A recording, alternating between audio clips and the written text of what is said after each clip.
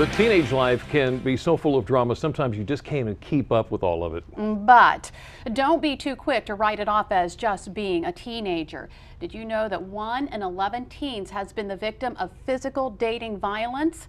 A new study finds a correlation between some sports and dating abuse among teenagers. Researchers found teen boys who played football, basketball, or both were about twice as likely as other boys to have abused their girlfriends. The authors of the study say it's important for coaches to emphasize aggression is not okay off the playing field. The numbers are significantly higher when it comes to verbal abuse.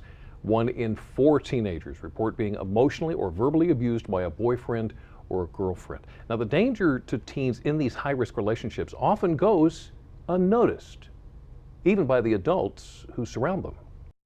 We will never, ever forget your loved ones.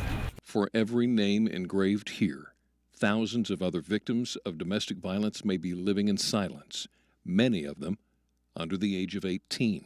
One time after a fight, he grabbed my arm and he could see 4 black and blue marks from his fingers. At age 17, Jenna Willie's first love became verbally and physically abusive.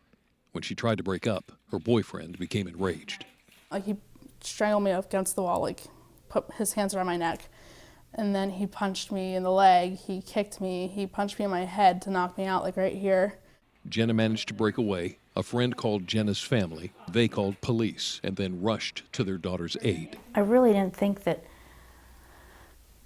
someone of that age was capable of putting harm to someone else that they thought they loved. Jennifer Storm is the executive director of a witness assistance program. She says signs of domestic violence are often subtle, especially in teens. It's so hard to decipher what is normal adolescent angst and what is something that could be a red flag. Parents should watch for changes in a teen's mood, sudden weight loss and isolation. Also, changes in social media habits could provide important clues. An abuser may force a victim to limit interaction with friends in person or on the phone or online. Whether it's verbal, mental, or physical, abuse is abuse, and it can only escalate.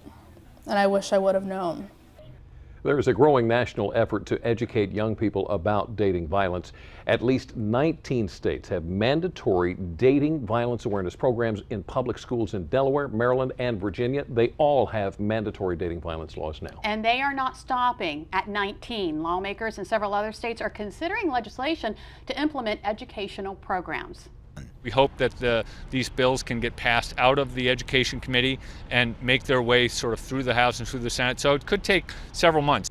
According to the Centers for Disease Control, there are simple ways to keep a relationship healthy and non-violent. Communicating with your partner, managing uncomfortable emotions like anger and jealousy, and treating others with respect are some easy steps. And the CDC says to remember teens receive messages about how to behave in relationships from peers, adults in their lives, as well as the media. All too often these examples suggest violence in a relationship is okay, but violence is never acceptable. Maintain communication.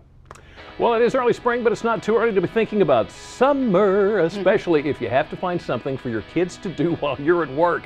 We're going to show you a program that not only keeps them active and busy, it teaches them the same core values you teach them at home. And later, family values. Well, they certainly aren't what they used to be. The family in the show Mom has its share of dysfunction, but it's not all one-liners and slapstick. We'll learn what makes this new hit comedy stand out. Delmarva Life will be right back.